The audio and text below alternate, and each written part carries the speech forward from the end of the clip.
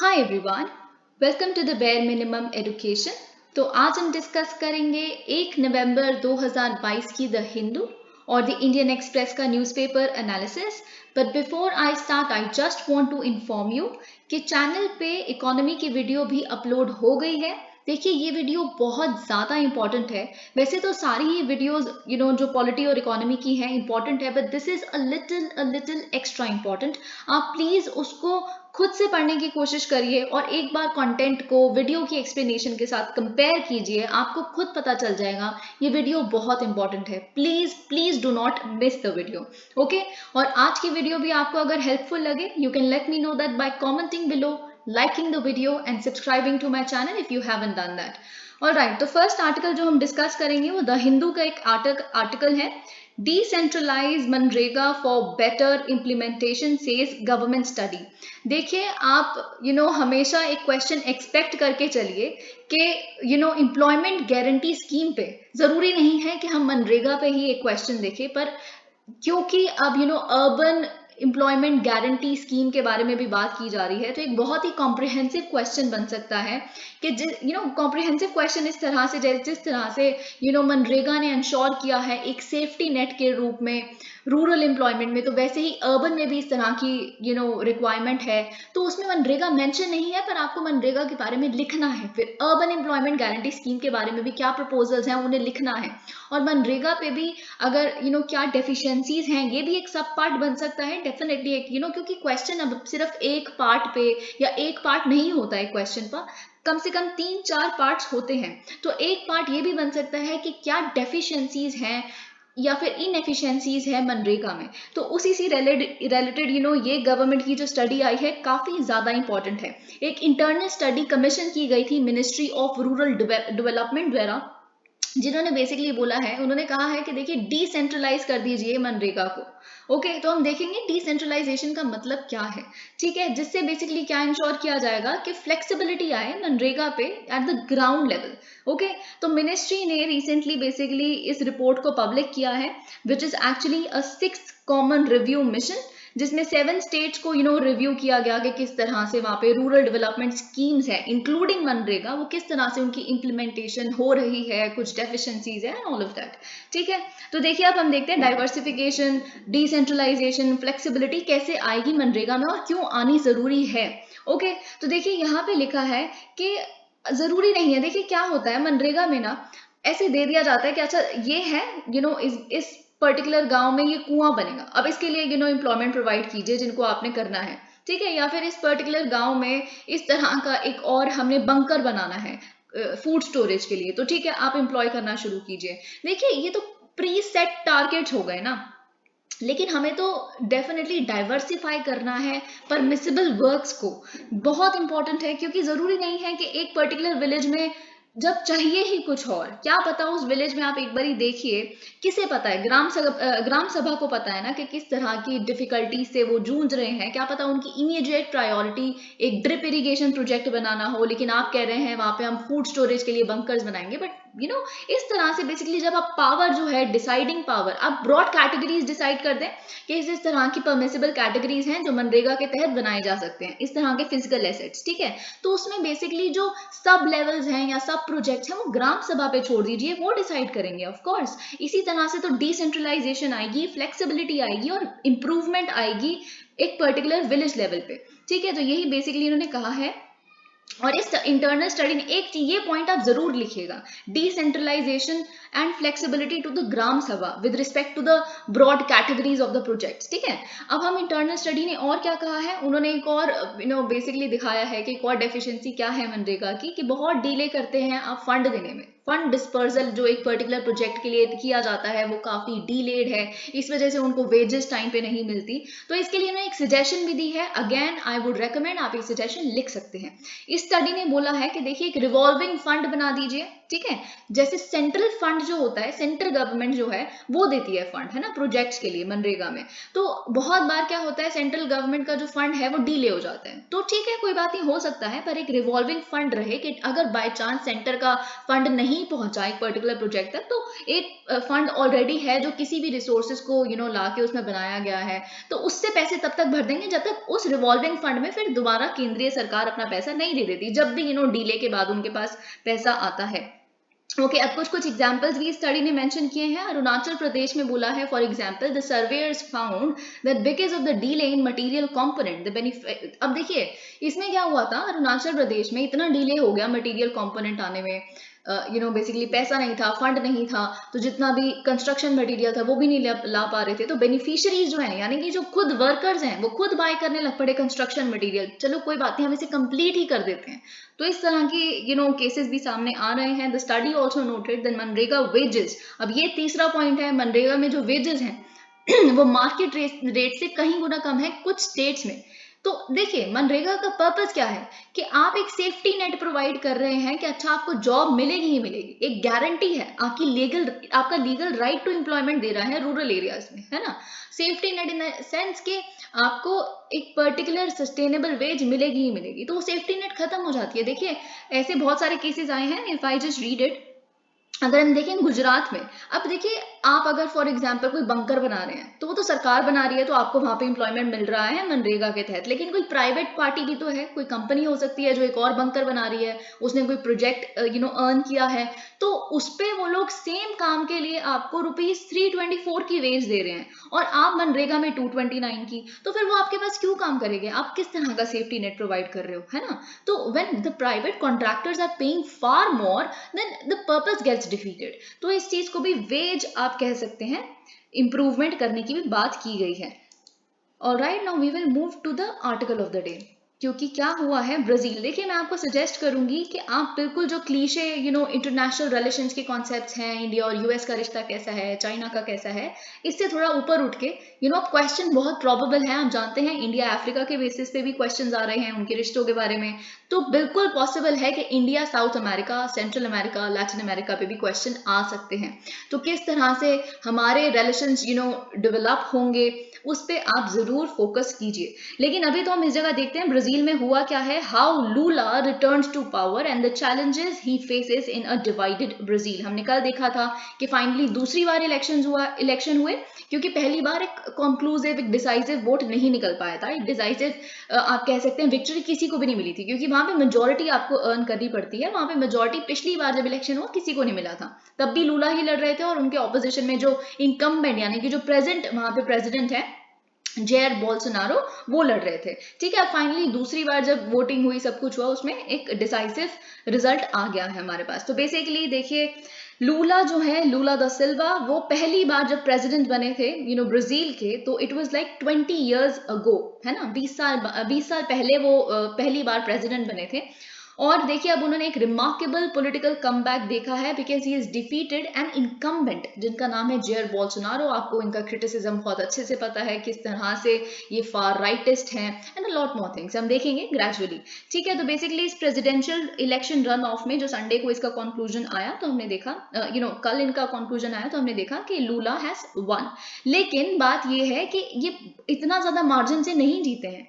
लूला ने सिर्फ और सिर्फ 50.9% वोट्स जीते हैं और बोल्सोनारो ने 49.1%। तो आप देख सकते हैं मार्जिन तो है ही नहीं, बिल्कुल बहुत ही क्लोजेस्ट विक्ट्री है ये। Okay, the polar opposites, of course both of them are the polar opposites. Lula जो है 77 year old former union leader who served as president for 2 consecutive 4-year terms. यहाँ पे जो प्रेसिडेंशियल टर्म्स होती हैं आपको पता है अमेरिकाज में तो ऐसा ही होता है कि 4 साल की होती है। तो जब वो 2002 में पहली बार आए, यानी कि 20 साल पहले, तो फिर वो 2 बार कंसेक्यूटिवली एक के बाद एक उन्होंने विक्ट्री हासिल की। 2002 फिर 2010 तक वो रहे। ठीक है, 2010 में फिर ही लेफ्ट द ऑफिस। तो अब आप देख सकते हैं उनके सपोर्टर्स हैं वो उनको बहुत एडमायर करते हैं, क्योंकि he definitely pulled millions out of poverty, क्योंकि वो खुद एक बहुत humble बैकग्राउंड से बिलोंग करते हैं।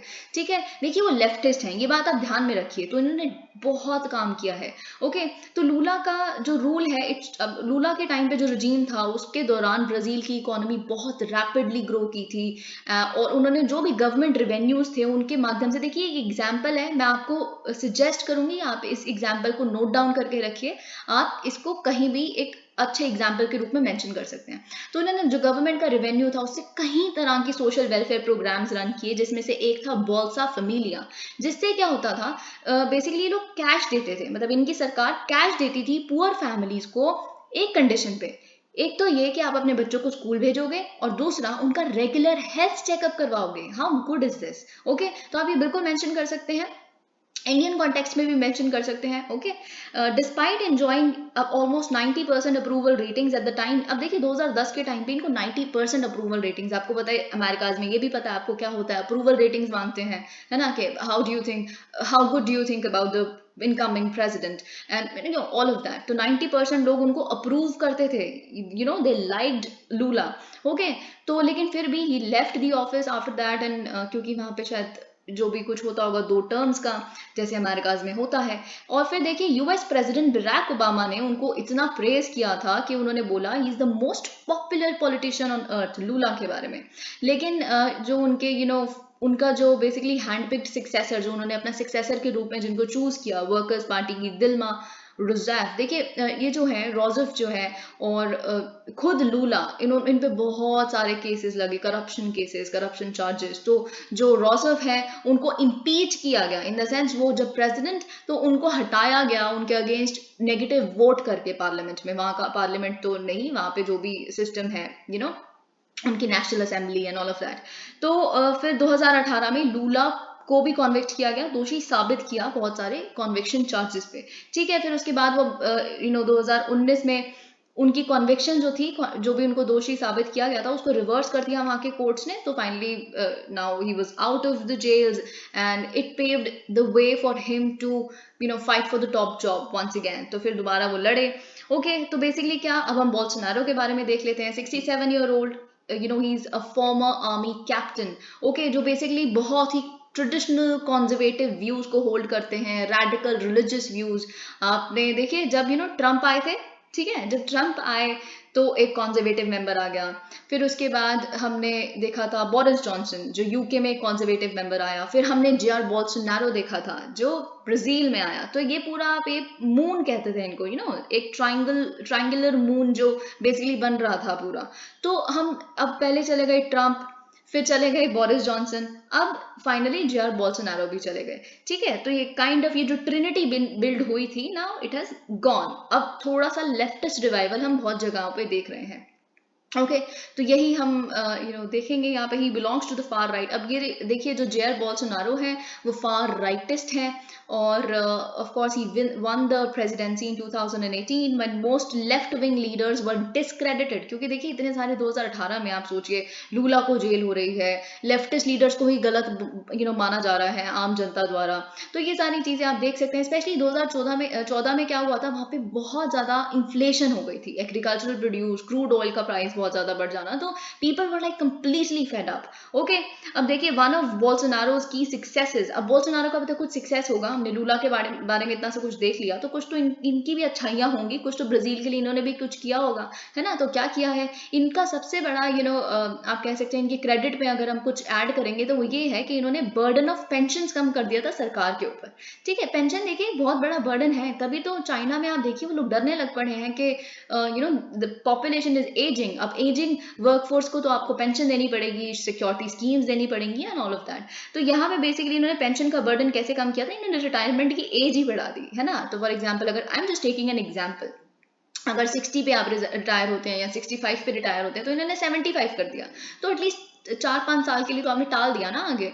तो तब तक गवर्नमेंट और बड़ा कुछ कर सकती है, कंपनीज के लिए को इनवाइट कर सकती है इन्वेस्ट करने के लिए, रेवेन्यू और ज्यादा जनरेट करने के पूरे बंदोबस्त कर सकती है। हाउएवर ही इज क्रिटिसाइज, देखिए लेकिन बहुत सारा क्रिटिसिज्म वर्ल्ड ओवर, ये नहीं कि सिर्फ इन्होंने अपनी ही डोमेस्टिकली क्रिटिसिज्म देखा है, बहुत सारा। क्योंकि जो देखिए आपके पास अमेजन फॉरेस्ट है, अमेजन रेन फॉरेस्ट सिर्फ आपके कंट्री के लिए इंपॉर्टेंट नहीं है, पूरे वर्ल्ड का लंग्स कहा जाता है उन्हें। तो जब वो इतने ब्लेटेंटली जल रहे थे, जब उसमें इतनी सारी फॉरेस्ट फायर्स लग रही थी, इलीगल फेलिंग हो रही थी, आपने कुछ नहीं कहा। इनफैक्ट बहुत सारी रिपोर्ट्स ये कहती हैं कि अमेजन रेन फॉरेस्ट के बहुत सारे मिलियंस ऑफ ट्रीज को काटने का बैक चैनल जो सपोर्ट था या फिर परमिशन थी, वो खुद इन पर्सनल कैपेसिटी बोल्सोनारो ने दी थी एक प्राइवेट कंपनी को। ठीक है, तो ये सारी तरह की चीजें थी।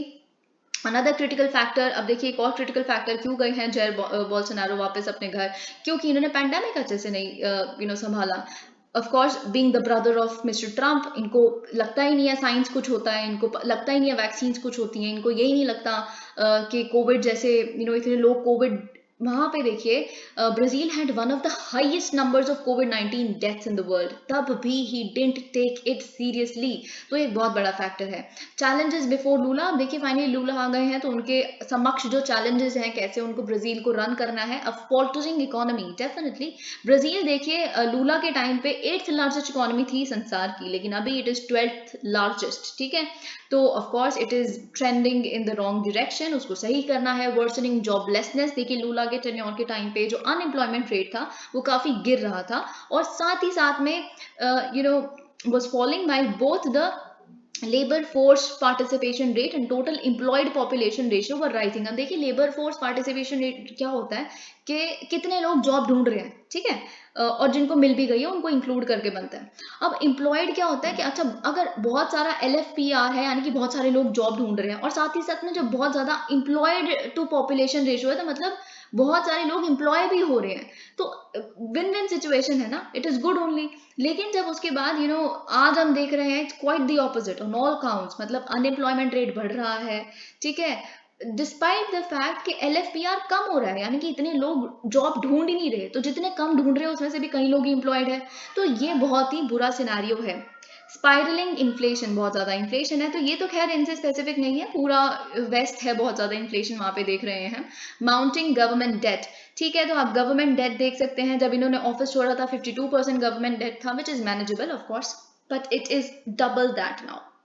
ओके, वाइडनिंग पॉलिटिकल डिफरेंसेस, अब देखिए ये तो ना बहुत इकोनॉमिकली ये सारी चीजें हो गई, लेकिन सबसे बुरी चीज जो ब्राजील में है और बहुत सारी कंट्रीज में, आज सिर्फ ब्राजील ही इस चीज में एक आइसोलेटेड आइलैंड नहीं रह गया है, वाइडनिंग पॉलिटिकल डिफरेंसेस, पोलराइजेशन जिसे आप कहते हैं, ठीक है। आप देख सकते हैं, आप रिजल्ट देखिए इनका 50% और 49 पॉइंट कुछ परसेंट, कितना ही गैप है, इससे ये पता चलता है कि पूरा जो इनका कंट्री है किस तरह से पोलराइज्ड है, बिल्कुल डीपली डिवाइडेड। अगर 50% अराउंड एकदम फार राइट है, कॉन्जर्वेटिव है, तो 50% अराउंड बिल्कुल लिबरल है या फिर लेफ्टिस्ट है, ठीक है। तो कितना बड़ा गैप है, और कैसे आपस में ये सोसाइटी अब डील करती होगी इन तरह के डिफरेंसेस से। तो ये सबसे बड़ा इनके पास कट आउट चैलेंज है कि इसको थोड़ा सा कॉमन ग्राउंड दीजिए, पूरे ब्राजील को कॉमन ग्राउंड देना पड़ेगा इनको कि अच्छा okay that's alright, if you believe in certain different views, okay that's good, but the fact is you are all Brazilians, this is the common ground, let's work on economy together and all of that। ये इनका cut out task है। Brazil, which has the 7th largest population in the world, has become increasingly polarized, ये सब कुछ हम देख चुके हैं। Alright, अब short of the election, तो यही सब कुछ जैसा मैंने आपको बताया, और कुछ यहाँ पे मेंशन नहीं है। अब हमें देखना है एक एडिटोरियल जो लिखा है सी राजा मोहन ने बेसिकली, ठीक है। तो इट इज इंपॉर्टेंट क्योंकि आई एम अज्यूमिंग कि एक क्वेश्चन, बहुत ही वाइड रेंजिंग क्वेश्चन, बहुत ही आप अम्ब्रेला क्वेश्चन जिसे कह सकते हैं, क्वेश्चन आ सकता है, what is India's new diplomacy and how has India learned to be a master at its independent foreign policy। तो this is the perfect answer। इसमें जो हम देखेंगे बहुत सारे एग्जाम्पल्स के साथ, हम जो ऑलमोस्ट रोज कवर कर रहे हैं, but he has kept it together and hence it becomes easier for us to see what is the pattern in India's foreign policy and diplomacy। Okay, अब देखिए क्या है, international approbation for Prime Minister Narendra Modi's independent foreign policy is coming thick and fast। Okay, despite the presumed Indian love for external validation, the new compliments from abroad are unlikely to swell the chests in the South Bloc। अब देखिए south block मतलब India, पहले मैं इनकी language आपको बता देती हूँ।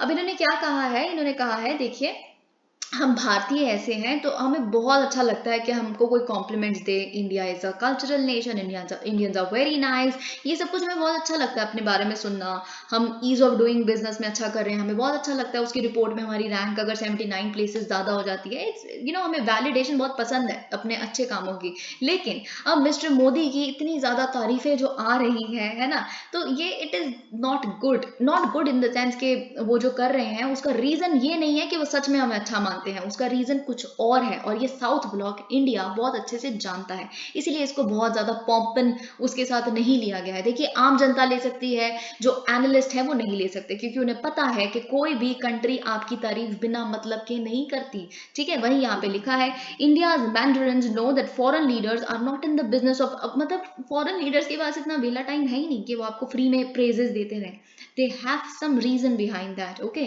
अब मोस्ट ऑफ द टाइम क्या होता है, जो कॉम्प्लीमेंट्स आते हैं वो हमारे बारे में जो अच्छा कह रहे हैं, तो हमारे स्टेट ऑफ इकोनॉमी या स्टेट ऑफ पॉलिटिक्स या स्टेट ऑफ फॉरेन पॉलिसी के बारे में नहीं तारीफ कर रहे, वो एक्चुअल में जो हिंट कर रहे हैं वो जो अपनी इकोनॉमी, अपना स्टेट, अपना पॉलिटी, उसके बारे में हिंट कर रहे हैं। ठीक है, तो हम देखते हैं कैसे। ओके, लास्ट वीक क्या हुआ, इमरान खान ने फिर दोबारा, इमरान खान तो खैर 1-2 साल से बहुत तारीफ कर रहे हैं हमारे भारत की फॉरेन पॉलिसी की। ठीक है, तो इसका मतलब ये नहीं है कि वो इंडिया को पसंद करने लग पड़े हैं, इसका मतलब सिर्फ इतना है कि वो अपने लोगों को समझाते हैं, देखिए इंडिया जैसी फॉरेन पॉलिसी हमें अपनानी चाहिए, इंडिपेंडेंट एकदम, हमें कोई फर्क नहीं पड़ता यूएसए हमें क्या कहता है ना। इसीलिए तो बार बार इस चीज पे फोकस लेके आ रहे हैं अपनी आम जनता का, कि देखिए यूएस ने मेरे को हटाया है, तो हमें यूएस वगैरह जैसी कंट्री से जैसे आप मिस्टर मोदी को देखिए, बार बार ये कहते हैं कि isn't he doing his own work, है ना, इस तरह की बात है। Last week Imran Khan was at it again commending India's foreign policy as he launched। अब देखिए इन्होंने इंडियन फॉरेन पॉलिसी को प्रेज किया कब, जब ये लॉन्ग मार्च जो इन्होंने लाहौर टू इस्लामाबाद लॉन्च की है, इतना सपोर्ट मिल रहा है इनको, पॉपुलर सपोर्ट, तो आप ये सब कुछ देख रहे हैं। अब खान ने क्या किया, उन्होंने बोला कि देखिए आप नहीं देख रहे कि दिल्ली किस तरह से अपना जो ग्लोबल मार्केट से ऑयल ले रहा है, उसने क्या बंद कर दिया ऑयल लेना रशिया से, है ना, जबकि रशिया पे इतनी सारी सैंक्शंस लगी हुई हैं, तो उसको पता है, उसको मतलब कहाँ से कितना निकालना जानते हैं मतलब इंडियंस, उसने ये कहा। ठीक है, इमरान खान ने। ओके, अब देखिए यहाँ पे आप रिकॉल करने की कोशिश करिए, मिस्टर राजा मोहन ये कह रहे हैं, जब इमरान खान ने अपने जस्ट कुछ ही हफ्तों पहले जब उनको ऑफिस से बेसिकली निकाला गया या उन्होंने छोड़ा अपना जॉब, है ना, जैसे, तो उसके जस्ट कुछ टाइम पहले उन्होंने काफी पुश किया था कि हमें ऑयल और ग्रेन परचेज करना चाहिए रशिया से। ठीक है, तो ये चीज आप देख रहे हैं, जबकि यूक्रेन वॉर कुछ ही टाइम बाद हो गई थी। Beyond oil purchases, praising India is less about foreign policy than attacking what he calls. अब देखिए उसको कोई मतलब नहीं है, it is not about oil और grain etcetera etcetera, it is about, वो बार बार ये कहते हैं कि ये जो शहबाज शरीफ की सरकार आई है, ये यूएसए द्वारा स्पॉन्सर्ड, यानी कि एक इंपोर्टेड गवर्नमेंट है। ओके, तो इंडिपेंडेंट गवर्नमेंट नहीं है ये, खान का बस इतना अपना पॉलिटिकल मतलब है, and that is it. Okay, Khan had accused Joe Biden administration of a conspiracy to dethrone him because of his effort to pursue an independent foreign policy, क्योंकि जो मिस्टर खान है वो एक इंडिपेंडेंट फॉरेन पॉलिसी परस्यू करना चाह रहे थे Russia से भी। आपको पता है वो मॉस्को गए थे, यूक्रेन में वॉर होने से जस्ट कुछ दिन पहले मॉस्को गए हुए थे, बेंच पे साथ में बैठे हुए थे, कुर्सियों पे अलग अलग, है ना, ये सब कुछ आपको याद होगा। ठीक है, तो एक इंडिपेंडेंट फॉरेन पॉलिसी परस्यू करते दिख रहे थे, जो बाइडेन को समझ नहीं आया, क्योंकि यूएस का एक आप अलाय कह सकते हैं पाकिस्तान को, कितने सालों से ये लोग अलाय हैं, तो उनको ये समझ नहीं आया, तो उन्होंने उनको डीथ्रोन कर दिया। ठीक है, इमरान का जो अटैक है यूएस कॉन्स्पिरेसी पे, वो डेफिनेटली वहाँ की आर्मी पे भी हिंट करता है, जो जनरल कमर जावेद बाजवा है, जिन्होंने बेसिकली खुद ने इमरान खान को सपोर्ट करके उनको प्रेसिडेंट बनाया, बट अनफॉर्चुनेटली उनको अब लग रहा है कि मिस्टर खान अब आर्मी पे अटैक करने लग पड़े हैं और इस तरह की बातें, तो इसीलिए उनको यूएसए और कमर जावेद बाजवा ने मिलकर साथ में हटा दिया। ठीक है, ये आप देख सकते हैं। अब ये तो हो गई पाकिस्तान की बात, अब हम देखते हैं यूएई, ये क्या कह रहे हैं। ठीक है, अब यूएई के जो मिनिस्टर फॉर आर्टिफिशियल इंटेलिजेंस है, उमर सुल्तान अल उलामा, इन्होंने बेसिकली प्रेज किया है हमारे external affairs minister S Jaishankar की स्टूवर्डशिप ऑफ इंडियन पॉलिसी डिप्लोमेसी को। ओके, क्योंकि इनको बहुत अच्छे से पता है जियो पॉलिटिकल हेडविंड्स, कितना भी बुरा जियो पॉलिटिकल सिनेरियो हो, Mr. Jaishankar knows how to deftly answer the questions being thrown upon India। आप किसकी साइड हो, यूएस की साइड हो या फिर यूक्रेन की साइड हो या फिर रशिया की साइड हो, तो मिस्टर जयशंकर कहते हैं कि हम यूएन चार्टर की साइड हैं जिसमें फूड सिक्योरिटी इंश्योर की जाएगी। मिस्टर जयशंकर से अगर ये पूछा जाता है कि आप यूरोप का साथ क्यों नहीं देते, तो मिस्टर जयशंकर ये कहते हैं कि यूरोप को अपना मेंटालिटी चेंज करना पड़ेगा, क्योंकि यूरोप को ये लगता है उनकी दिक्कतें सबकी दिक्कतें हैं, लेकिन किसी और की दिक्कत उनकी दिक्कत कभी नहीं होती। So this is how, see, Mr. Jaishankar को तो I praise him a lot, so everybody should praise him a lot, but of course nonetheless यहाँ पे क्या लिखा है, the UAE मिनिस्टर ने बोला कि talking about not choosing sides it's certainly interesting. देखिए बात ये है कि अब यहाँ पे इन्होंने टर्की का एग्जाम्पल नहीं दिया, लेकिन टर्की का एग्जाम्पल मैं आपको बहुत बार दे चुकी हूँ कि इंडिया जब चूज करना साइड को बहुत इंपॉर्टेंट ही नहीं समझता। अब ये सबको बहुत अट्रैक्टिव लग रही है ये वाली डिप्लोमेसी कि हमें चूज करनी ना पड़े साइड्स, ठीक है, और वही बाकी कंट्रीज भी करने लग पड़ी हैं। अब देखिए जो गल्फ किंगडम्स है like the UAE and Saudi Arabia, है ना, वो देखिए बहुत बार उन्होंने पिछले बहुत समय से वो यूनाइटेड स्टेट्स ऑफ अमेरिका पे रिलाइड रहे हैं फॉर देयर सिक्योरिटी। बट अब देखिए रिसेंटली यूएसए ने बहुत सारे मूव्स ऐसे करने लग पड़े हैं, जैसे वो क्या कर रहे हैं, ईरान के साथ न्यूक्लियर डील साइन करने की बातचीत चल रही है, Vienna talks as you know, और ईरान तो दुश्मन है गल्फ कंट्रीज का, तो इसीलिए Gulf Arabs are not very happy with USA, और इसीलिए वो अब यूएसए को भी बहुत ज्यादा चूज नहीं करना चाहते। बाइडेन एडमिनिस्ट्रेशन रफ हैंडलिंग, अब देखिए सऊदी क्राउन प्रिंस है जो है ना एमबीएस, उन पे तो एलिगेशन ही इतनी है, और बाइडेन ने तो ओपनली बोला है इसके खिलाफ, है ना, और किस तरह के ह्यूमन राइट्स इश्यूज, वो कितने लोगों को अपने ओपोनेंट्स को मार देते हैं, और आपने जमाल खशोगी को देखा उन्होंने किस तरह से मरवा दिया। ये सारी चीजें जो बाइडेन क्योंकि एक डेमोक्रेट हैं, लिबरल हैं, तो इनके खिलाफ बोलते हैं, so which is of course not gone down very nicely with the Riyadh, है ना, ये चीज हम देख रहे हैं। ओके इसीलिए बेसिकली अभी जो सऊदी अरेबिया है, जो ओपेक प्लस में देखिए रशिया भी आता है, जो ऑयल छोड़ता है ना मार्केट में, ग्लोबल मार्केट में, तो इसलिए वो रशिया का साथ दे रहे हैं। रशिया कहता है ठीक है हम थोड़ा कट ऑफ कर देते हैं सप्लाई को, तो सऊदी अरेबिया कहता है okay fine it's good. USA कहता रह जाता है कि प्लीज मत करो, इतना रिसेशन है आने वाला है, इन्फ्लेशन है 10% से ज्यादा हमारी कंट्री में इन्फ्लेशन आ गया है बाकी कंट्रीज में, but of course to no heat. Okay तो ये सब कुछ हम देख रहे हैं। अब इससे पता चलता है the determination of Gulf countries to put their own interest first is a reminder to the major powers कि जो foreign policy in the end क्या होती है, it's a give and take relation, एक साइडेड रिलेशनशिप नहीं हो सकता। आप हमारे बारे में बुराइयां करो हर जगह जाके, और आप कह दो हम ऑयल सप्लाई ढंग की रखें तो हम रखें, ऐसा नहीं होता। even if you are very powerful and we're not that powerful, you have to respect our foreign policy as well. Addressing an international gathering last week, अब देखिए रशियन प्रेसिडेंट इनकी तो हमने बहुत रिसेंटली डिस्कस किया, उन्होंने क्या कहा है मिस्टर मोदी को, he is a great patriot, उनको बहुत अच्छे से अपनी इंडिपेंडेंट फॉरेन पॉलिसी अब कर्व करनी आ गई है, ठीक है। रशिया ऑफ कोर्स देखिए बात क्या है, हैप्पी तो नहीं है बहुत ज़्यादा भारत और यूएस के बढ़ते हुए रिश्तों से, पर पुतिन ने बेसिकली क्या कहा है, पुतिन रिकग्नाइज करता है कि देखिए एक नया पैराडाइम आ रहा है इंडिया की फॉरेन पॉलिसी में, कि अब दिल्ली ना बहुत कॉन्फिडेंट है कि हम I would just read it, Delhi now has the confidence to do its own thing, हमें जो सही लगेगा भारत के लिए जो अच्छा है हम वो करेंगे, it doesn't matter to us हमसे कोई नाराज हो रहा है, क्योंकि कोई हमसे नाराज होगा ही नहीं।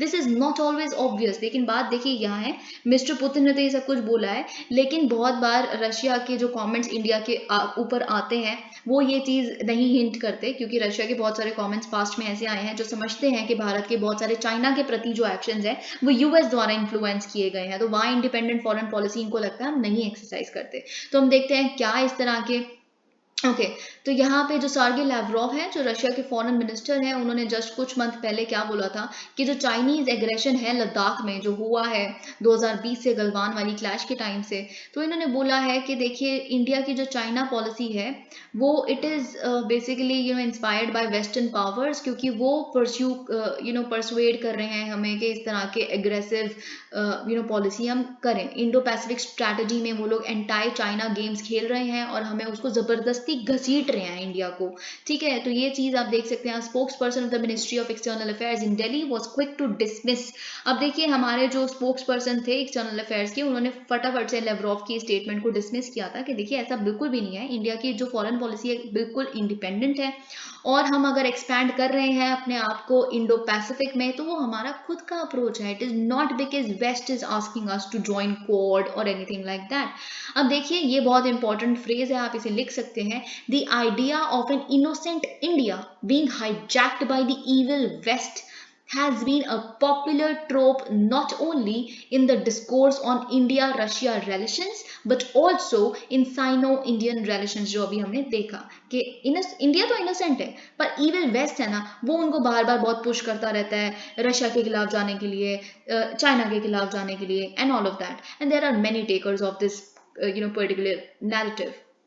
Delhi and Beijing don't need third parties to. अब देखिए इन्होंने कहा है डॉक्टर सी राजा मोहन ने कि देखिए भारत और चीन को कोई ज़रूरी नहीं है कोई थर्ड पार्टी आके हमारे दोनों के बीच में ट्रबल क्रिएट करे, हमारे नेचुरल टेरेन जो है वही बहुत है, ठीक है। हम ये जो दो लार्ज एशियन जायंट्स हैं, हम नेबर्स हैं, नेबर्स में तो डिस्प्यूट होते ही हैं, you know that boundary dispute सबसे बड़ा डिस्प्यूट है, सबसे बड़ा कॉन्फ्लिक्ट है हम दोनों के बीच में, और वही उभर रहा है। गलवान जो क्लैश है उसमें वेस्ट क्या क्या लेना देना है, पर हाँ वेस्ट बहुत ज़्यादा जो हमें अपने वेपन्स बेचने आ जाता है इस चीज़ में, तो हर जगह यही करते हैं। अभी ताइवान में क्राइसिस करवा देंगे अपना, वहाँ पे डील बेचते रहेंगे, अभी यूक्रेन में भी ये लोग यही कर रहे हैं।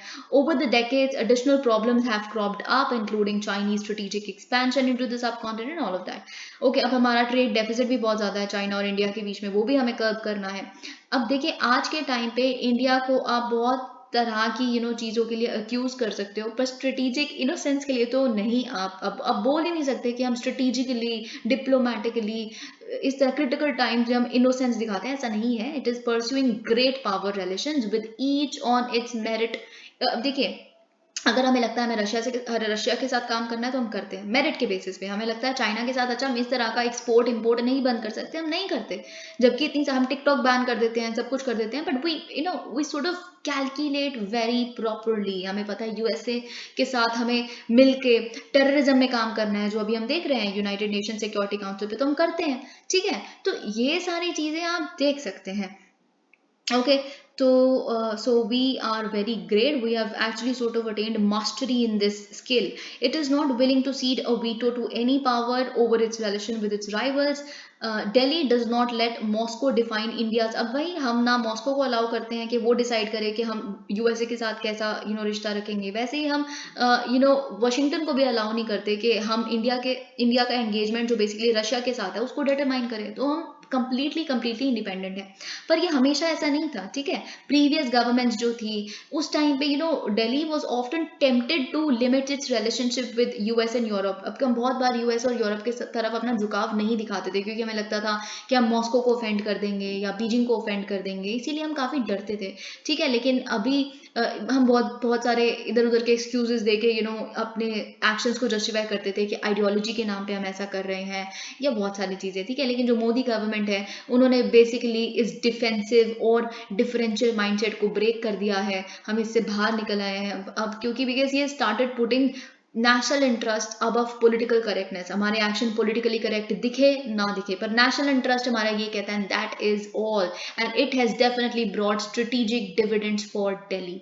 Okay, it has been evident for quite a while that a rising India has a greater room for global maneuver as the fifth largest economy। ये चीज़ तो आप देखिए कुछ भी लिखेंगे ना फिफ्थ लार्जेस्ट इकोनॉमी वाला एक नैरेटिव घुसा देना हर क्वेश्चन के आंसर में, because it has sort of had a lot of impact हमारी ग्लोबल प्रेस्टीज, हमारे हर नैरेटिव में अब यही इन्वॉल्व है, ठीक है। हमारा जो डिफेंस बजट है वो थर्ड लार्जेस्ट है ना। तो इंडिया की मटीरियल कैपेबिलिटीज अब बहुत बढ़ रही हैं इसी वजह से, तो हम एक अट्रैक्टिव पावर लगते हैं। हर एक कंट्री को हमारे साथ बेसिकली पार्टनरशिप करनी है, हमारे साथ काम करना है, हमारे साथ डील करनी है, हमारे साथ डिप्लोमेटिक रिलेशंस बनाने हैं, है ना। तो बेसिकली हमें ये एक अपॉर्चुनिटी देता है कि अब हम शेप करेंगे इंटरनेशनल सिस्टम को। Okay, but they did not automatically translate into strategic gains. अब देखिए ऑटोमेटिकली तो ये सारी बातें स्ट्रेटेजिक गेन्स में नहीं तब्दील हो जाएंगी, हमें बहुत सारा काम भी करना पड़ेगा। PM Modi's real contribution has been in aligning national political will with new international possibilities.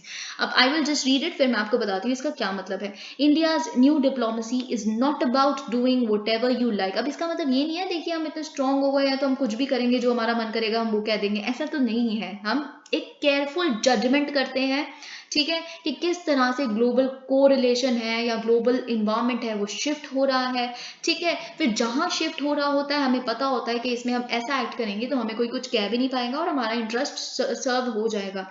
तो हमें वो स्किल हमने बिल्कुल अटेन कर ली है कि हम कैसे इस चेंजिंग यानी कि डायनामिक इंटरनेशनल इन्वायरमेंट में से अपना बेस्ट कैसे निकाल सकते हैं हर जगह से, ठीक है। Translating the objective possibilities generated by India's rise into tangible, यानी कि कुछ ग्राउंड लेवल पे कुछ सच में फायदा आना, स्ट्रेटेजिक आउटकम्स निकलना, is what Indian diplomacy is beginning to get good at. जबकि देखिए हम इस समय पे हम बढ़ रहे हैं डिप्लोमेटिकली इकोनॉमिकली, जब पूरा जो संसार है वो एक्सटर्नल सर्कमस्टांसेस में जूझ रहा है। कोविड पैंडेमिक है, चाइनीज एग्रेशन है, war in Ukraine and all of that, ठीक है। तो ये सब कुछ यहाँ पे लिखा है। Notwithstanding external economies, South Block knows that coping with this unstable world remains a relentless challenge। Okay, अब देखिए ये आर्टिकल जो है, ये कोई रीजन है जो मैं आपके साथ डिस्कस कर रही हूँ, हु ओन्स वुमेन्स लेबर, क्योंकि जेंडर पे पैरिटी, अभी हमने बीसीसीआई का ऑर्डर देखा था, बहुत तरह की अब बहुत रिसेंटली, आपको मुझे नहीं पता ये चीज़ पता है, याद है नहीं है, आप कब से न्यूज़पेपर्स फॉलो कर रहे हैं, I am seriously unknown, but आपको अगर याद हो, कमल हसन जो है, जो उन्होंने तमिलनाडु में कैंपेनिंग की थी, तो उन्होंने कहा था मैं फ्री, मतलब बेसिकली जो डोमेस्टिक लेबर करती हैं, होम जो मेकर्स हैं, बेसिकली जो जितनी भी विमेन, उनको मैं मंथली पेमेंट करूंगा उनके काम के लिए। तो तब से बेसिकली ये है प्रोफेशनलाइजेशन ऑफ डोमेस्टिक लेबर, जिसे हम बेसिकली कहते हैं। तो ये कॉन्सेप्ट तब से बहुत ज़्यादा इंपॉर्टेंट होने लगा है, और नॉनदलेस ये टॉपिक वैसे भी बहुत इंपॉर्टेंट है, गिवन द फैक्ट विमेन के ऊपर बहुत सारी जजमेंट्स पिछले कुछ टाइम में आई है।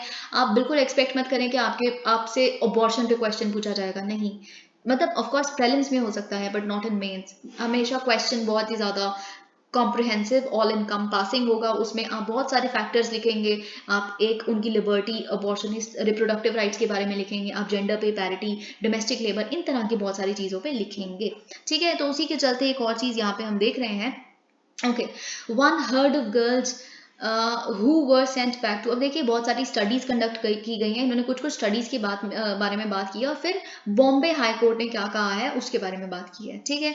तो अब देखिए, ऑलराइट, हमें सबको ये बात पता है कि जो मायका होता है, या फिर जो वुमेन का अपना पिछला घर इन द सेंस जो असली घर होता है, लेकिन फिर शादी के बाद जो मैरिटल होम बन जाता है, उसका जो ऑपोजिट होता है उनके माँ बाप का घर, वो नीटल होम होता है, ठीक है। तो हमने बहुत सारे केसेस ऐसे आम जिंदगी में सुने हैं। अगर आप नए नए शादी होके आए हो, बहुत बार आपके अनलॉज आपको वापस अपने मायके भेज देते हैं, जस्ट बिकॉज आप हाउस होल्ड वर्क ढंग से नहीं करते, फार्म लेबर आपको ढंग से करना नहीं आता। Poor families in rural economies survive on women's labour inside and outside the home. यही कोविड पैंडेमिक के टाइम पे उनका डुअल बर्डन हमने और भी ज्यादा देखा था, क्योंकि उनको एग्रीकल्चर तो तब कर ही रहे थे ना, एग्रीकल्चर ही तो अकेला एक सेक्टर था जो पैंडेमिक के टाइम पे 4% ग्रोथ उसने दिखाई है ना।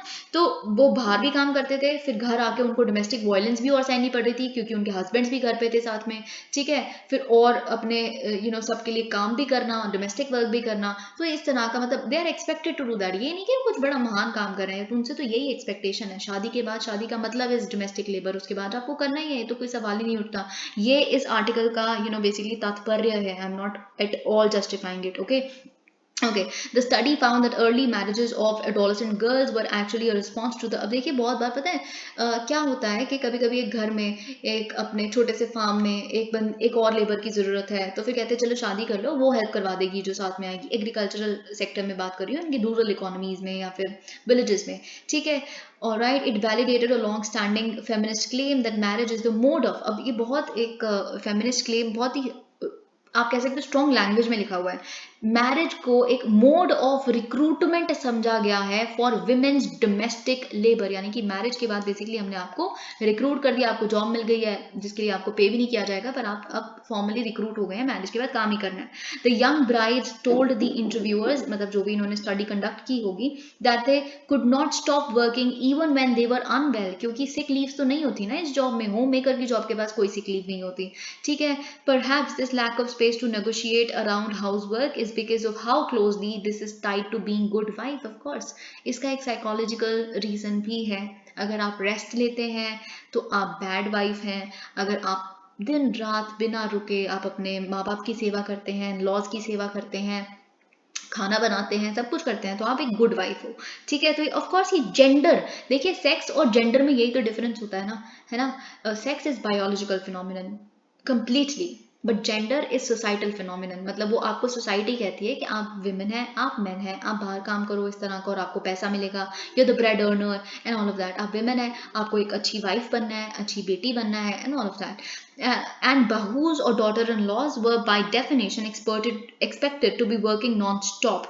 Okay, देखिए एक केस इन्होंने यहाँ पे लिखा है, आप देखिए इन तरह के केसेस आप देखिए, आई एम नो फेमिनिस्ट, मतलब मैं क्या हूँ क्या नहीं है, जो मैं हूँ वो मैटर नहीं करता इस जगह, ना आपके लिए ना ही एक एनालिसिस वीडियो के लिए, लेकिन मैं आपको ये बातें इसलिए बता रही हूँ क्योंकि जब आप यूपीएससी का सिलेबस पढ़ेंगे तो उसके आप बिल्कुल बॉटम में पढ़िए, उस चीज़ में लिखा हुआ है कि कोई भी इंसान जो विमेन इश्यूज के बारे में sympathetic, empathetic और strongly नहीं feel करता, we will kick them out. Not in this language of course. They are not allowed, they are not welcomed to this world at all.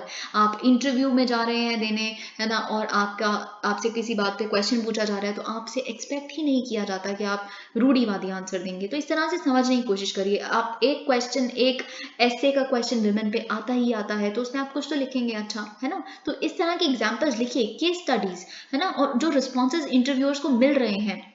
Okay तो basically एक यहाँ पे आप देख सकते हैं, if I read it, a participant who had refuse to. अब देखिए एक लड़की की नई नई शादी हुई थी तो फिर उनके फादर इन लॉ ने उनसे बोला कि आप ये जो डंग है, राइट, जो गोबर है उनको उठाइए और वहाँ पे रख दीजिए. तो उन्होंने बिल्कुल रिफ्यूज कर दिया. वो नई नई शादी होके आई थी. उनके फादर इन लॉ ने फिर उनके फादर को, उनके पापा को फोन करके बोला, कंप्लेन की कि आपकी बेटी तो कोई काम भी नहीं करती, तमीज नहीं है एंड ऑल ऑफ दैट. और फिर उनके फादर ने अब उनके फादर इन लॉ को अपोलोजाइज किया कि मैं अपनी बेटी की तरफ से सॉरी. और फिर उनके फादर ने अपनी बेटी को बोला कि आप हमारे लिए शर्म लेके आई हैं, हमारी पूरी फैमिली के लिए. तो इस तरह की चीजें आप देख सकते हैं. The study found that such humiliation deeply affected women's self esteem. Of course नए घर में उनकी सेल्फ एस्टीम अफेक्ट हुई. उनके पिछली फैमिली से भी उनको बिल्कुल इस तरह से बोला गया कि आप शर्म लेके आई हैं, शेम लेके आई हैं फैमिली के लिए, and serious impact on mental health. अब देखिए, अब हम जजमेंट की बात कर लेते हैं. बॉम्बे हाई कोर्ट ने क्या कहा है, उनके बेंच ने बेसिकली. अब ये बॉम्बे हाई कोर्ट का कुछ ऐसा वर्डिक्ट आया जो बिल्कुल सिमिलर व्यू रखता है जो हमने ऊपर अभी पढ़ा. Okay, I'll just read it. This kind of shaming for women for refusing to submit the demands of housework and care work और wanting to take charge of their own labor. अब देखिए जस्टिस विभा और justice Rajesh S Patil ने क्या बोला. एक domestic violence की complaint डाली थी एक विमेन ने, जिसमें बेसिकली उन्होंने अलीज किया था, ये चार्ज लगाया था बहुत सारी और कंप्लेंट्स के साथ. एक उनमें से कंप्लेंट ऐसी थी, वो उन्होंने बोला था कि देखिए मेरे को मेड की तरह बिल्कुल काम करवाते हैं मेरे हस्बैंड और मेरे इन लॉज. सिर्फ एक ही महीना हुआ है मेरी मैरिज को. डोमेस्टिक वायलेंस होती है, और भी रीजन होंगे पर उसमें से एक रीजन था जो बेसिकली ऑथर डिस्कस कर रही है. तो बेंच ने बोला, I will just read it. If a married lady is asked to do household work, definitely for the purpose of the family, it cannot be said that it is like a maid servant. They added, अब इस जगह पे भी आपको फिर भी इतना नहीं पता चला होगा. I will read it further. If she had no wish to do her household activities, then she ought to have told it either prior to the marriage so that the bridegroom can rethink. मतलब इनका ये है, अगर उनका मन ही नहीं था कि हाउस वर्क उनको करना पड़ेगा शादी के बाद, तो फिर उनको पहले बता देना चाहिए था शादी से. आपसे शादी ना करते, अब आपसे शादी करने का अपना डिसीजन वो सोच सकते थे, रीथिंक कर सकते थे. ठीक है, तो आप बिल्कुल देख सकते हैं, even in the eyes of the law जो डोमेस्टिक लेबर है, it is intrinsic to the logic of marriage. Marriage का मतलब यही है, it's not about love, it's not about family का union, but it is about recruiting you to do domestic labour day in and day out. Lot of expectations from you. What is the problem with wives being expected to do house work. मतलब देखिए क्या है. अच्छा, इन्होंने बोला है, आप समझ रहे होंगे कि मैं इतना ज्यादा हार्श ओवरटोन्स यूज कर रही हूँ, ऑथर ये कहती हैं, तो मतलब क्या ही दिक्कत है, हाउस वर्क कर भी लेंगी वाइव्स, तो इसमें क्या दिक्कत है.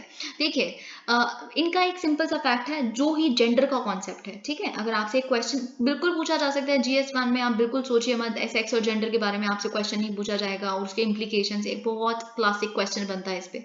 ठीक है, तो हाउस वर्क देखिए, हाउस वर्क को नहीं पता, जो घर पे जितने भी काम होते हैं, डस्टिंग, क्लीनिंग, जितना भी, उसको ये नहीं पता कि मेरे को आके जो रिप्रोडक्टिव सेंस में जो एक विमेन की तरह दिखती है वही मेरे को आके करेगी. नहीं ना, वर्क तो जेंडर न्यूट्रल होता है, वर्क तो सेक्स न्यूट्रल होता है, if I go by that, है ना. उसको क्या पता, कोई भी जेंडर का आके इंसान कर देना उसको. Why is it associated with a particular gender only. Okay, but it continues to be a gender task, invisible, unacknowledged and undervalued. हम जो हमारे साथ में भी हम देखते हैं, अपनी सोसाइटी में भी बहुत आम तौर पे कह दिया जाता है, आपने करना ही क्या होता है, हमने पूरे दिन बाहर जाके क्या काम करना होता है. What are you doing at home, है ना, क्या ही थक जाते हो आप, क्यों रेस्ट करते हो, क्या थकना होता ही क्या है, बस एक टाइम का खाना बना के थक जाते हो. So all of that, but it continues. Okay, I have read this. Secondly it suggest that if you consent. अब देखिए यहाँ पे बोला है कि secondly it suggests that if you consent once to marriage, you give blanket consent. अगर आपने marriage के लिए हाँ बोल दिया तो आपने हाँ बोल दी है ब्लैंकेट टर्म्स में of a life time of house work. उसको आपने हाँ बोल दी, पूरी जिंदगी आपने काम करना है आगे जाके. Alright, I wouldn't read the following sentence because it's not very important. Alright, तो एक आप देखिए बिल्कुल लिख सकते हैं कि ये मैरिज का रिक्रूटमेंट वाला जो हमने पढ़ा था. Okay, now there is also something many. अब देखिए ये GS4 के पर्सपेक्टिव से बहुत इंपॉर्टेंट है कि आर्टिकल, और ये आपके लिए प्रिवेसी के लिए भी एक एग्जाम्पल बन जाता है। Feel paranoid about privacy, Kohli after hotel room video posted online. I hope कि ये बात आपको ऑलरेडी पता है, पर आपको ये नहीं पता होगा कि ये आप एग्जाम्पल की तरह यूज कर सकते हैं। तो फाइनली क्या हुआ, एक सोशल मीडिया पे बहुत वीडियो वायरल हुई। मतलब मिस्टर कोहली ने खुद पोस्ट की, उन्होंने बोला कि देखिए मुझे सीरियसली इट इज़ गुड, मुझे पता है मेरे फैंस मुझे बहुत प्यार करते हैं, it is good, I am always humbled, पर इस तरह के एक्शंस को मैं सपोर्ट नहीं करता, क्योंकि फिर और कहाँ मैं प्रिवेसी एक्सपेक्ट करूँ कि मेरे होटल रूम में भी मेरे पास प्रिवेसी नहीं है। उसके बाद जो मैनेजमेंट है, होटल की मैनेजमेंट थी जो ऑस्ट्रेलिया के क्राउन पर्थ की, उन्होंने उस मैनेजमेंट लोगों ने किंग कोहली का वो डाल के उनका होटल रूम कैसा, उनका सारा सामान पड़ा हुआ था, उसको खोल खोल के दिखाया हुआ है कि देखिए इनका hotel room and all of that. तो ये प्रिवेसी की ब्रीच है, ठीक है। तो यही बेसिकली यहाँ पे बात की गई है। तो अगर आपसे देखिए हम बहुत सारे क्वेश्चंस ऐसे देख रहे हैं जहाँ पे सेलिब्रिटीज़ के लिए कितना ज़्यादा डिफिकल्ट हो रही हैं चीज़ें, तो आप इस तरह की चीज़ें मेंशन कर सकते हैं। Supreme Court puts an end to two finger test on rape survivors. Now this is something very important, and you know it's just so I feel so happy to see D.Y. Chandrachud coming up with all these progressive statements, verdicts and judgments. Okay, तो इन्होंने भी queer relationship को जिस तरह से बोला कि relationship कोई भी हो, अबॉर्शन तो कैसे आप डिफरेंशिएट कर रहे हो कि अनमैरिड वुमेन के लिए अबॉर्शन राइट नहीं है और लेकिन मैरिड के लिए है, मतलब ये क्या सेंस बनती है। इस तरह की जजमेंट्स इनकी तरफ से आना, and rightly so is set to become the Chief Justice of India, the next Chief Justice of India, and I await a lot of good decisions on his part. But let's just look at this article. Basically उन्होंने क्या कहा है, supreme court ने Monday को declare किया है कि अगर कोई भी इंसान, चाहे वो डॉक्टर हो, चाहे वो पुलिस ऑफिशियल हो, कोई विमेन ही चाहे क्यों ना हो, वो ये जो इन्वेजिव 2 फिंगर और 3 फिंगर विजाइनल टेस्ट करते हैं एक रेप या सेक्सुअल असॉल्ट सर्वाइवर पे, it will be found guilty of misconduct. अगर आप इस तरह की चीज करते हैं, be prepared to be punished. Okay, ये बेसिकली जो जजमेंट है, इन्होंने बोला ये एक रिग्रेसिव टेस्ट है जो जो ट्रॉमेटाइज्ड सेक्सुअल असॉल्ट सर्वाइवर होते हैं उनको बेसिकली क्यों किया जाता है इन टेस्ट को, ये देखने के लिए कि क्या वो हैबिचुअली सेक्सुअल इंटरकोर्स पहले भी वो वुमेन कर चुकी हैं, उनके पहले भी कोई पार्टनर रह चुके हैं, उनका कैरेक्टर सर्टिफिकेट देखना, बेसिकली कैसा कैरेक्टर है। अगर उनका कैरेक्टर सही नहीं है, बेसिकली ये जो मानते हैं इस टेस्ट के द्वारा, अगर वो पहले भी सेक्सुअली एक्टिव रही हैं तो उनकी हम जो सेक्सुअल असॉल्ट वाली जो क्लेम है या कंप्लेंट है उसको भी हम इतना ज़्यादा भाव नहीं देंगे क्योंकि इनका ही शायद कैरेक्टर अच्छा नहीं है, all of that, it is regressive. Okay, ये previous sexual experience is in मतलब क्या उन्होंने बोला है कि मेरा रेप हुआ है, मेरा सेक्सुअल असॉल्ट हुआ है, इससे आपको क्या मतलब है कि आप ये इस तरह के टेस्ट करोगे ये पता लगाने के लिए कि पहले भी इन्होंने किसी के साथ सेक्सुअली एक्टिव थी या नहीं थी। What nonsense is that,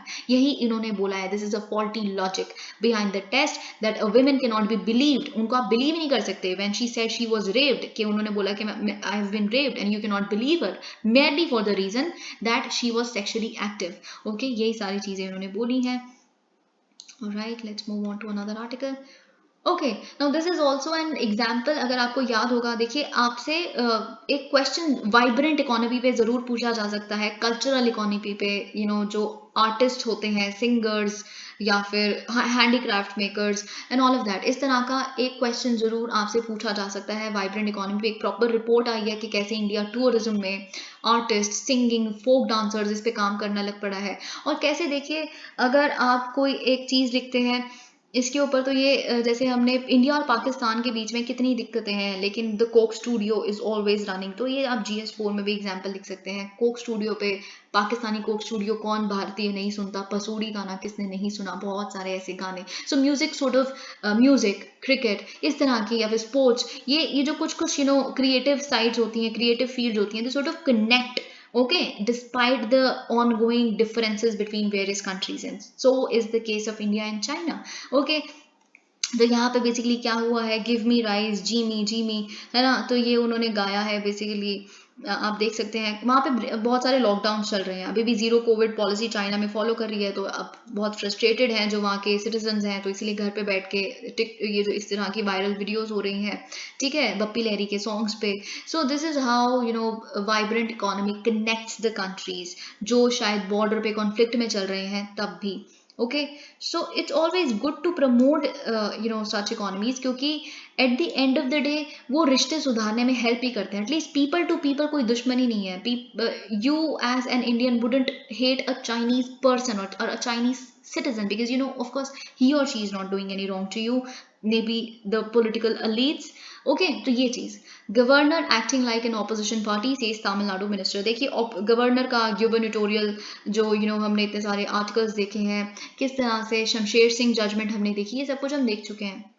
alright, तो हम केरला के टर्म्स में पुडुचेरी का मैंने आपको एग्जांपल बताया था. यहाँ पे कुछ खास मैं आपको बताऊंगी नहीं. तमिलनाडु में भी बहुत सारे केसेस चल रहे हैं, जैसे एंटी नीट बिल, उसको बार बार वापस भेज देना है and all of that.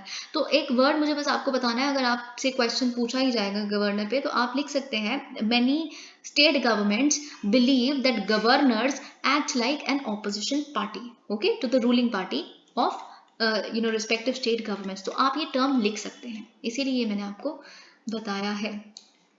Okay, burden of tragedy. अब देखिए बहुत इंपॉर्टेंट है.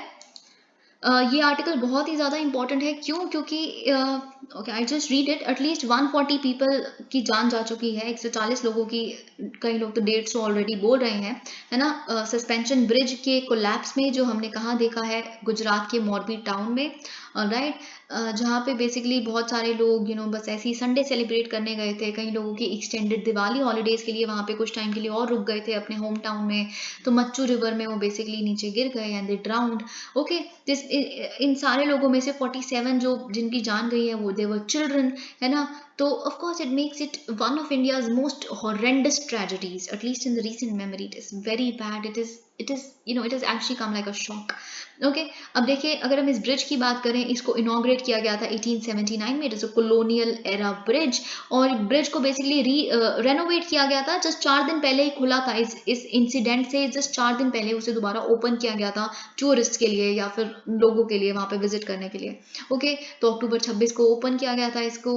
This raises several question. A company that seems to have no apparent expertise और track record in the field was awarded the contract. देखिए I do not know if this would be talked about or not. I do not know if any particular article would be covering it, but the fact is एक clock company को जिसको basically सिर्फ घड़ियां बनाना या घड़ियों को repair करना, इस तरह के बिजनेस को, जिसके पास कोई एक्सपर्टीज नहीं है, एक ब्रिज को मेंटेन, इतना बड़ा ब्रिज उसको मेंटेन करना या रिपेयर करना, उसको मार्च में सरकार द्वारा 15 साल के लिए मेंटेनेंस का बॉन्ड दे दिया जाता है, कॉन्ट्रैक्ट दे दिया जाता है.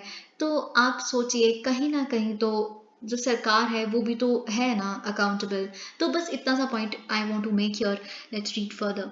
Okay, there are questions about the fitness of the bridge. Of course fitness certificate भी नहीं दिया था civic authorities ने. in any case it was not intended to carry. अब देखिए 150 यानी कि 150 लोगों से ज्यादा तो एक टाइम पे वो कैरी भी नहीं कर सकता था. अब इतने there were hundreds of people on the bridge, है ना. तो जब वो गिरा बेसिकली, तो इतना क्राउड कंट्रोल वहां पे क्यों नहीं हुआ?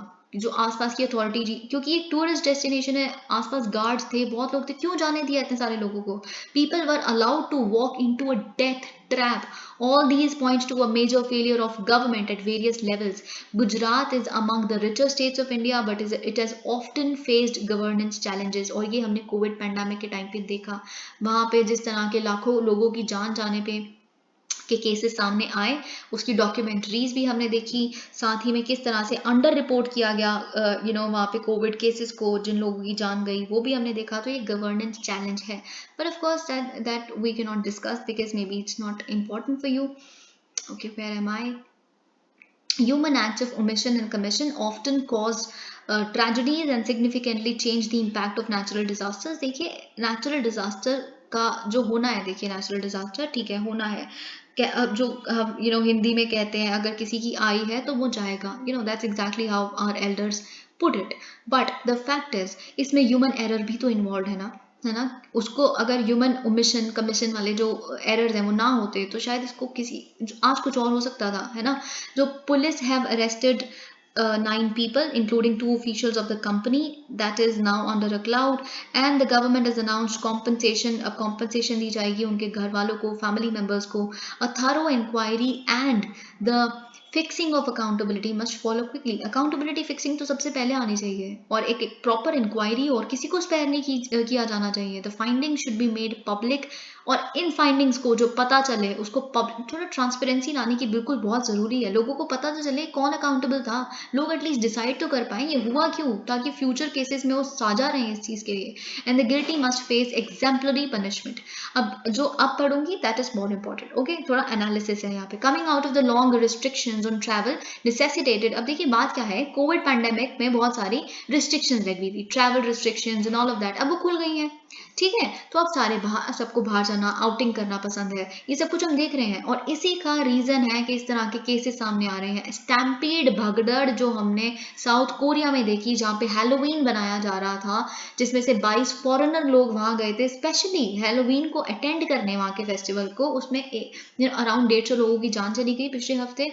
इंडिया में भी यही हुआ। अचानक से कोविड पैंडेमिक के बाद लोग ज्यादा टूरिस्ट ज्यादा जगहों पे जा रहे हैं।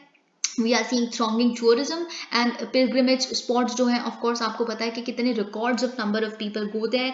While tourism and travel are powerful engines of the economy, there must be more attention. Okay, economy के पर्सपेक्टिव से आपसे अगर टूरिज्म पे क्वेश्चन आता है, देखिए आएगा टूरिज्म पे क्वेश्चन, क्योंकि आपको पता है कि धर्मशाला डिक्लेरेशन साइन हुई है, G20 के मेंबर्स जाने वाले हैं। और भी बहुत सारी चीज़ें हम देख रहे हैं। स्वदेश दर्शन जो है उसका 2.0 लॉन्च किया जाना, टूरिज्म पे क्वेश्चन आएगा ही आएगा। ठीक है, तो उसमें आप ये फैक्टर जरूर लिखिएगा, pilgrimage spots good, tourism good, but safety is also important. Okay, administrative perspectives को आप ना निग्लेक्ट करें। इतना क्राउड कहीं जा रहा है, उनकी सेफ्टी, वहाँ का एनवायरमेंटल ऑडिट करना बहुत जरूरी है। Crowd management, safety protocols have to be in place, okay, ताकि आप अवॉइड कर सकें इन तरह की ट्रेजेडीज को।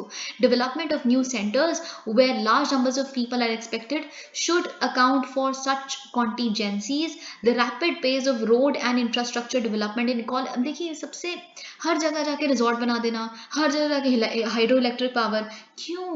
अंडरस्टैंडेबल, इकोनॉमी बढ़नी चाहिए है सब कुछ, पर स्टिल हिमालयाज में आप जाके इतना ज्यादा इकोलॉजिकली सेंसिटिव उसमें इतने तरह रिजॉर्ट्स बना देंगे तो नहीं होगा क्या ये सब कुछ? Why don't people understand that? Okay, कुछ तो टोपोग्राफी की लिमिटेशंस है ना, हम मानते हैं हर जगह को डेवलप होने का हक है, but still you also understand that आप डेवलप करने के चक्कर में कितने लोगों की जान गंवा देंगे एक टाइम पे। More must be done to regulate the flow of travellers according to the infrastructure capacity of particular destinations.